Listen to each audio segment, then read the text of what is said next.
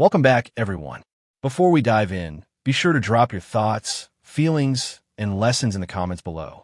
Like the video and subscribe so you never miss stories like this. Let's get into it. The cruelest thing my fiancée ever did wasn't behind closed doors. It was the night she looked right past me at our engagement mixer and said, loud enough for strangers to hear, "Go stand over there. You're blocking the people who matter." I felt my face get hot, like the room had turned into a spotlight, and I'd been cast as the embarrassing extra. I didn't argue. I didn't ask what she meant. I just moved because I've been trained slowly to shrink when she wanted space. Here's how it happened. My name is Jalen Rooks from Prince George's County, Maryland, the kind who learned early that steadiness keeps you alive. Show up, do your job, pay your bills, don't make scenes. I work in compliance for a logistics contractor out of Baltimore, which mostly means I spend my days catching small mistakes before they become disasters. I used to think that same mindset applied to love. If something fell off, you could fix it with patience. With Nuria Hales, patience became my way of ignoring the truth. I met Nuria in Hyattsville at a friend's little birthday dinner. Nothing fancy, just a crowded table and music too loud for real conversation. She had a clean laugh and a focused way of talking, like she was always headed somewhere. She told me she was about to level up in her career, and I believed her because she carried herself like someone who had plans. When she asked for my number, I felt chosen. That mattered to me more than I admitted. I'd been the dependable guy for a long time, but rarely the one someone reached for first. Early on, Nuria was warm in a way that felt like sunlight. She'd text good morning first. She'd send voice notes after work. When we went out in D.C., she'd slip her hand into mine like it belonged there. Then little things started showing up, small moments I tried to explain away. She corrected me in front of the waiters, like my opinion needed editing. She'd laugh when I told a story and say, "You're adorable," but it didn't feel like a compliment. It felt like being patted on the head. Still, I told myself I was overthinking. Nuria's family came into the picture fast. Her mother, Drina Hales, spoke in smiles and warnings at the same time. The first time I met her in Bowie, she hugged me like we were close, then stepped back and said, "You look responsible." Her cousin Kayvon treated my living room like a lounge and my fridge like a community pantry. Her younger brother Sierra asked me for quick favors that never stayed quick. Nuria would watch it all happen and say, "They're just getting comfortable with you." Comfort shouldn't feel like being drained, but I didn't have the language for that yet. I didn't grow up with money like that, but I grew up with pride. My granddad used to say, "Don't be loud about what you do for folks. Just do it." So I did. I paid for dinners when her family joined us without being invited. I fixed Drina's wobbly porch step because she hinted about it twice. When Sierra needed a little help with his phone bill, I covered it once, then again, then got stuck in a pattern where I was always the solution. Nuria would kiss me after and say, "I love how you show up." I didn't notice she never showed up back. The first time I saw the cold side of her up close was over a simple question. We were in my kitchen in Bowie, meal prepping on a Sunday, and I asked why her aunt kept calling me about money instead of calling her. Nuria didn't look guilty. She looked irritated, like I'd interrupted something. "Because you're better at handling things," she said. I told her I didn't want to be anyone's emergency fund. She stared at me for a beat and said, "You're making this a bigger deal than it is." Then she went back to chopping onions like my feelings were background noise. That's when I started swallowing words. The engagement happened a year in. I proposed on a quiet evening at National Harbor. Not for show, not for a crowd, just the water and a simple ring I could afford without going into debt. Nuria said yes, but her first sentence after yes was, "We need to do this right." I thought she meant marriage. I didn't realize she meant the production. In the months that followed, everything became about appearances. The venue, the guest list, the photos, the impression. When I asked about a budget, she said budgets were limiting. Then she sent me a spreadsheet of costs that made my stomach drop. The pressure started wearing a suit and calling itself planning. Drina would invite herself over and talk about how the wedding needed to match Nuria's future. Kayvon would toss out ideas like, "You could take a small loan, easy." Sierra suddenly needed clothes for a new job he never kept. Nuria kept saying, "It's just a season, babe." But it didn't feel like a season. It felt like the beginning of a life where I was always paying to be included. When I hesitated, she'd go quiet, and her quiet always felt like punishment. It got worse when Nuria met her boss's circle. Her supervisor, Marcel Vance, was the kind of man who wore confidence like cologne, strong enough to make you cough. Nuria started mentioning him a lot. Marcel says we should do the reception at a real venue. Marcel knows a caterer who does celebrity events. Marcel thinks it would be good for my career if we invite certain people. The way she said his name made it sound like a credential. Then she started treating the wedding like it was also a networking event, and I started feeling like a +1 at my own engagement. I tried to talk to her, really talk. One night in Laurel, I said I felt like the wedding was swallowing us. I said I missed when we had simple nights, just us and takeout. Nuria rolled her eyes and said, "You want small because you're comfortable being small." That sentence stuck to me like burrs. I asked what that meant.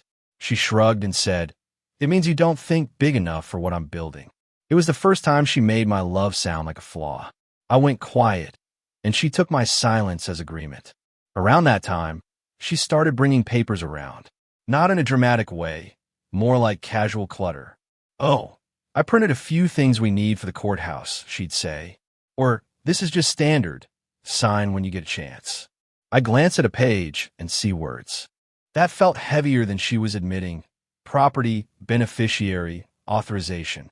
When I asked questions, she'd smile like I was being cute. "Babe, it's fine. It's just paperwork. I work in compliance. Nothing is just paperwork."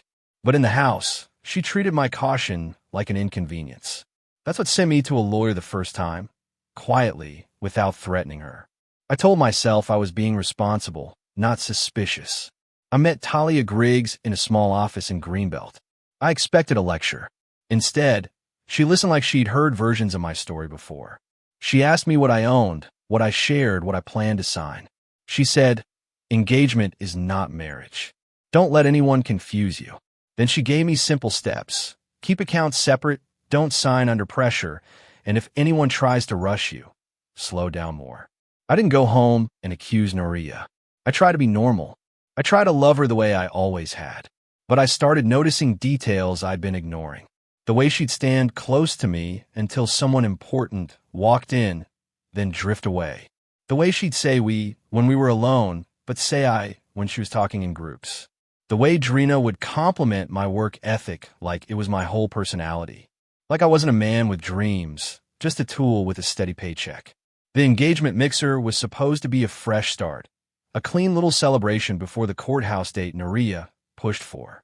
It was held in a rented event space in Silver Spring, bright lighting, catered trays, a photo backdrop with our names and script.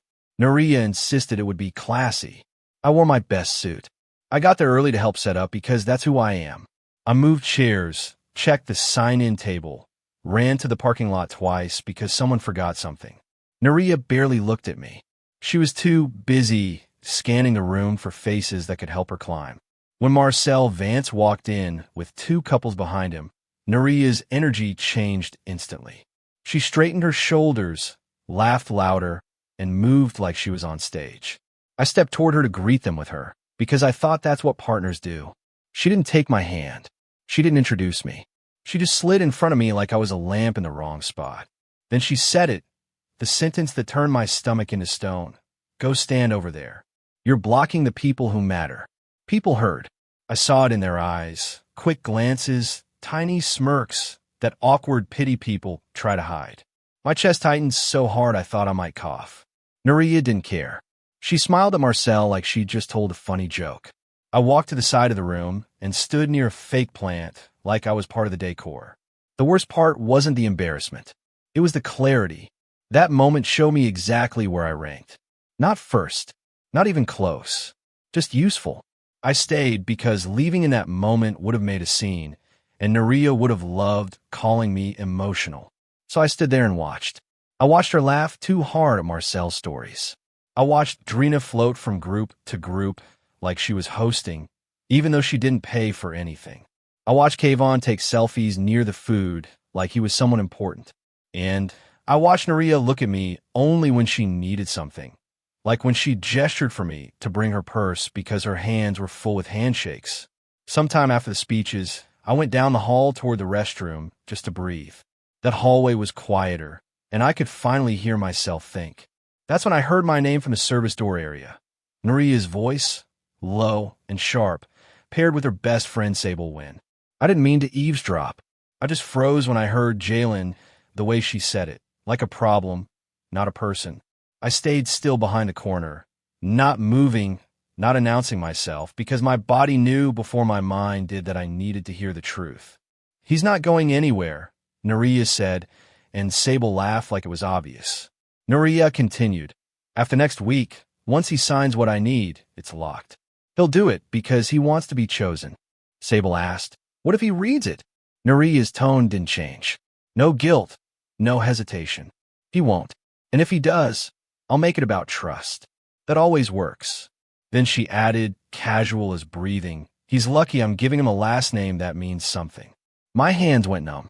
Not anger first, just numbness like my nervous system hit a pause button. I walked back into the room with my face steady, like I hadn't just been peeled open. Noria came over and touched my arm, performative sweet, and whispered, you okay? I nodded. She smiled like she'd fixed something and went right back to Marcel. That's when it hit me. She didn't even see me as someone who could leave. In her mind, I was already owned. I stood there another 20 minutes, then told her I was going to the car to grab mints. She didn't look up. She just said, okay, like it didn't matter where I went. In the parking lot, I sat in my car with my hands on the steering wheel, breathing like I'd run miles. I didn't cry. I didn't punch anything. I just felt this clean, cold understanding settle in. All the moments I'd brushed off lined up like receipts. Her mother's entitlement, the rushed papers, the way Noria kept steering me towards signatures and shared access, the way she collected my effort and returned criticism. I opened my phone and called Talia Griggs. It was late, and I expected voicemail. She picked up, calm, and said, tell me what happened. I told her everything, including the exact words. I told her Noria pushed a courthouse date and kept sliding documents my way. I told her how the family treated me like a resource. Talia didn't sound shocked. She sounded focused. Do not confront her tonight, she said. Do not sign anything. Tomorrow, secure your accounts, secure your home, and end the engagement in writing. Clean and simple. If she threatens you, we document. If she lies, we document. If she tries to touch your assets, we block it. She paused and added, you're not crazy. This is a pattern. I stared at the mixer's building lights and realized I'd been waiting for someone to say that. I went back inside and finished the night like a ghost. I smiled when I had to. I shook hands when people reached for mine. I didn't drink enough to get sloppy. I watched Noria soak up attention like she was charging herself. When we finally got home to Bowie, she kicked off her shoes, tossed her purse on the counter, and said, tonight went great. Marcel was impressed. Not we. Not us. Just her. She didn't ask how I felt. She didn't apologize for the way she spoke to me. She just started listing who needed thank you texts. Then she went to sleep like she hadn't cut me open in public. I barely slept. Not because I wanted to fight, I didn't. I just kept replaying the sentence. People who matter.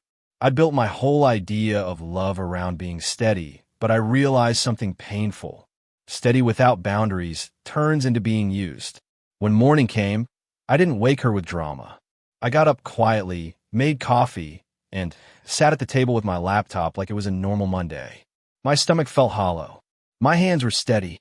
That scared me more than shaking would have. It felt like my heart had already left. I started with what Talia told me. Secure what's mine. I changed passwords, banking, email, phone carrier, anything linked to my identity. I moved my direct deposit to an account Noria never had access to. I checked my credit report for any surprises. Then I pulled up the wedding payments. Noria had pushed me to put deposits on my cards to keep it simple, promising she'd reimburse me later.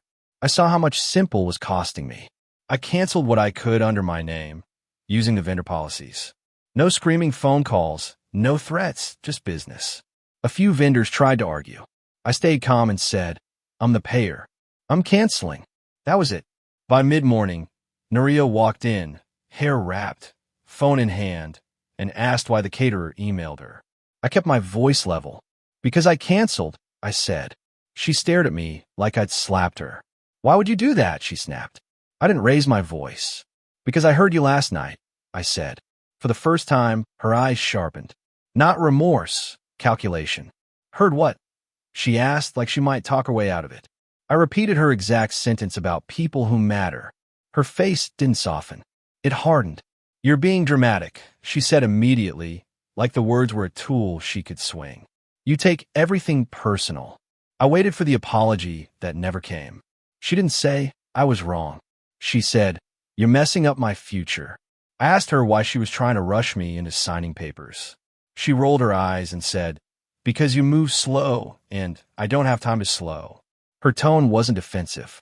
It was annoying, like my caution was blocking her plans. Then she said something that made my chest go cold again. You wouldn't have anything without me pushing you. No remorse, just entitlement. I told her the engagement was over. I expected tears, maybe even fake ones. But Noria didn't cry. She laughed once, sharp and short. You're not leaving, she said. You love me. The way she said it made love sound like a leash. I told her I was leaving and she needed to pack her things. That's when Drina got involved. Noria called her mother on speaker like she was summoning backup. Drina's voice came through loud, already angry. After all we've done for you, she said, as if they'd built me instead of bled me. Drina didn't ask what happened. She didn't ask if her daughter hurt me. She went straight to control. You're going to calm down and fix this, she ordered. I told her calmly, I'm not fixing what I didn't break. Drina scoffed and said, you're lucky Noria even chose you. Don't get above yourself. The words were ugly, but the clarity was clean. This wasn't a misunderstanding. This was their view of me. Noria sat there nodding along, not defending me, not correcting her mother. She stared at me like I was being inconvenient. I packed a bag, just essentials, because I'd learned that a clean exit beats a dramatic one. I told Noria I'd communicate through my attorney. She smirked like she thought attorneys were a bluff. You can't lawyer your way out of your feelings, she said. I didn't respond.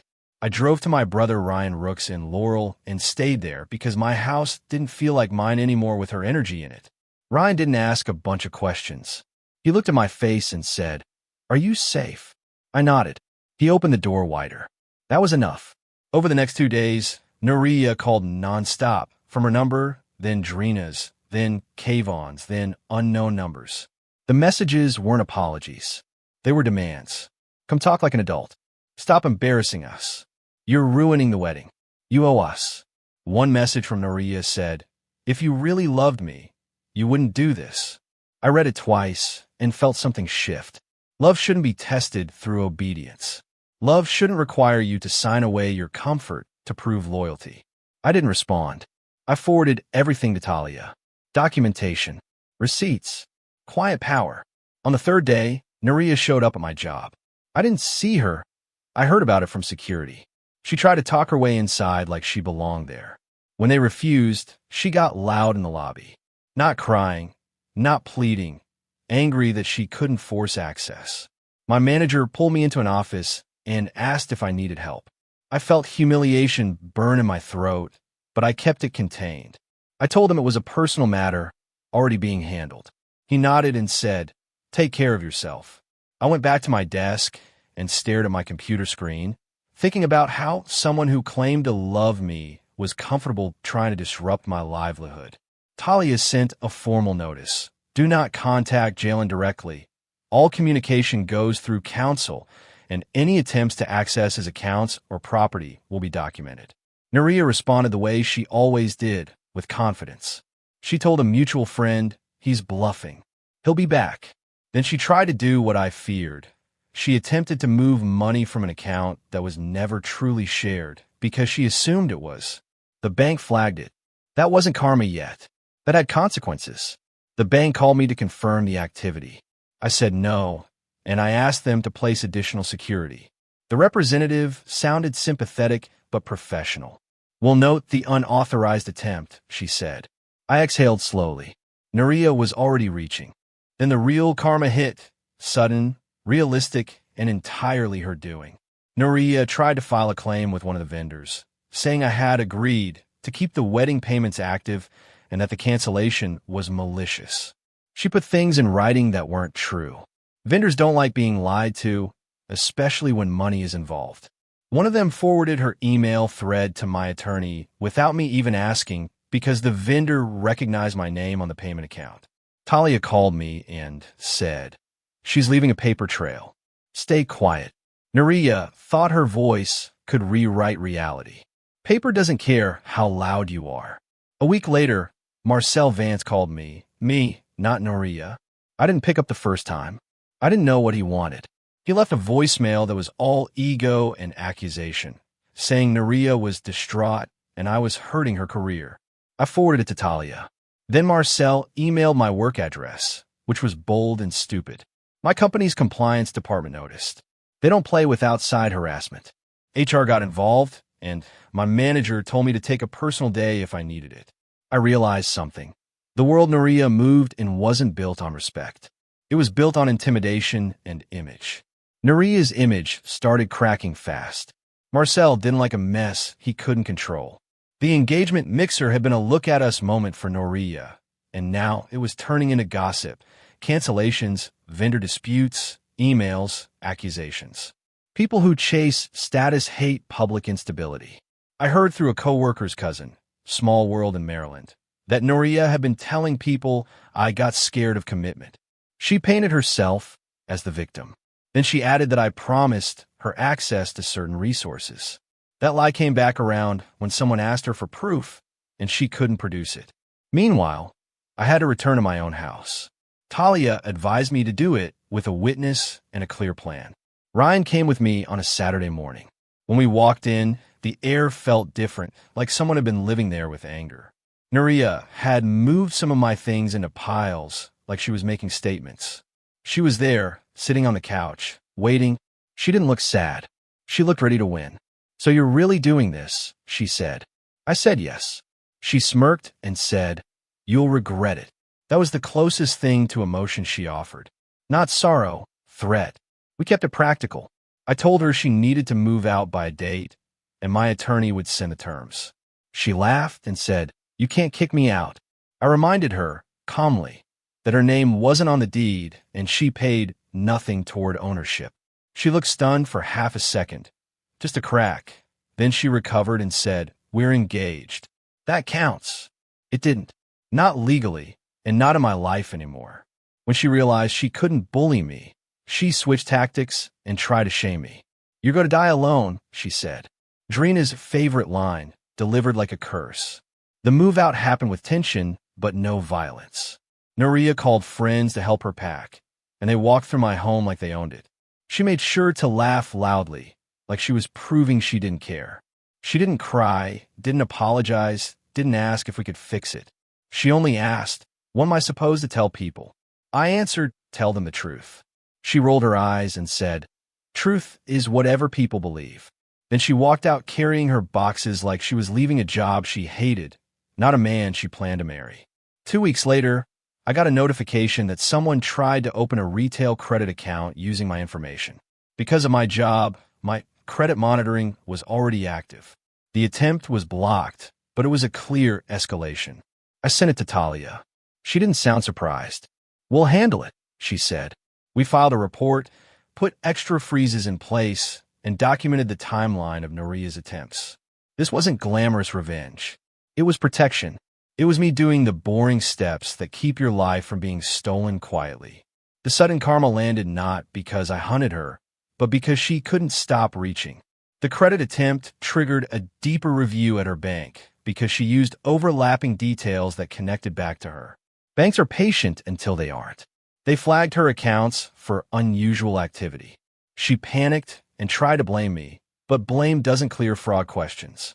I heard through a mutual acquaintance that Nuria had to sit in a small office, answering simple, humiliating questions about why she was attempting actions tied to my identity. No public spectacle, just a closed door and consequences. The kind of karma that doesn't trend online but changes your life. Drina called me once after that, only once, and her voice wasn't remorseful. It was furious. She said, "You're trying to ruin my daughter." I told her, "I'm not doing anything to her. She's doing it to herself." Drina hissed and said, "You were supposed to take care of her." That sentence said everything. In their minds, My role wasn't a partner. It was a provider. No questions, no boundaries, no dignity. I ended the call and blocked the number. I didn't feel triumphant. I felt clean, like I'd finally scrubbed something toxic off my skin. The loneliness hit after the noise died down. People talk about leaving like it's just a decision. For me, it was also grief. Grief for the future I pictured, grief for the version of her I wanted to believe in, grief for how long I tolerated disrespect just to keep love alive. Some nights at Ryan's place, I lay on the couch staring at the ceiling, hearing her voice in my head calling me small. And I had to fight the urge to prove her wrong by doing something dramatic. I didn't. I went to work. I ate real meals. I lifted weights. I kept my life quiet on purpose. I moved back into my house and changed the locks. I replaced the garage code. I rearranged the furniture so the rooms didn't carry her shape anymore. I canceled the subscriptions she'd added. I sorted through the closet and donated the suits I bought trying to match her look. That part hurt more than I expected. The realization that I'd been reshaping myself to earn a place that should have been mine naturally. I started therapy with a black male counselor in Lanham who didn't let me hide behind jokes. He said, "You didn't just lose her. You lost the habit of abandoning yourself." That hit hard. Months passed. The wedding date came and went like a quiet storm that never formed. I didn't post about it. I didn't make speeches. I didn't give anyone the satisfaction of seeing me turn pain into performance. I kept my circle small. My mother checked on me without prying. Ryan invited me out for wings and didn't talk about Naria unless I brought her up. I started saving aggressively, paying down debt, building my emergency fund, investing again. Private success isn't loud. It's waking up without dread. It's opening your bank app and not feeling fear. I heard about Naria here and there because communities overlap. The stories she told people changed depending on who asked. Sometimes I was controlling. Sometimes I was scared of commitment. Sometimes I was jealous of her career. What never appeared in her story was accountability. She never said, "I disrespected him." She never said, "I tried to use him." She never said, "I treated love like a transaction." That's how I knew I'd made the right choice. A person with no remorse will always rewrite reality to protect their ego. The only way to win is to stop participating. One evening, almost a year later, I ran into Marcel Vance at a coffee shop near College Park. He looked surprised to see me calm. He tried to talk like we were equals, like his earlier harassment never happened. He said, "So you and Naria really ended, huh?" I just nodded. He smirked and said, "She's intense." I didn't bite. I didn't offer my pain for his curiosity. I paid for my coffee and left. In the parking lot, I realized something. I didn't need closure from any of them. I had proof in my life. My peace was evidence. The real comeback wasn't watching Naria struggle. The comeback was watching myself come back. I started taking pride in how quiet my life felt. I bought a modest second car outright. Nothing flashy, just reliable. I started cooking again for myself. Salmon, rice, roasted vegetables, because I wasn't feeding a room full of takers anymore. I built routines that didn't revolve around impressing anyone. I stopped treating my kindness like a coupon people could redeem. I learned to say no without explaining. That's the kind of success nobody claps for, but it changes everything. Sometimes I still remember her sentence, "People who matter," and it still stings because words like that don't disappear. But now it stings in a different way. It reminds me of the moment I finally chose to stop shrinking. Naria wanted a man she could move around like furniture, a man who'd stand aside while she collected status. What she got instead was a man who quietly walked away, locked his life down, and rebuilt without her. No viral moment, no public revenge, just a private, steady victory. I matter. And I'm never standing over there for anyone again. If this hits home, tap like so more people who feel too steady to be valued see it. Subscribe for more real, grounded karma stories, and comment boundaries if you're done shrinking for anybody. The end.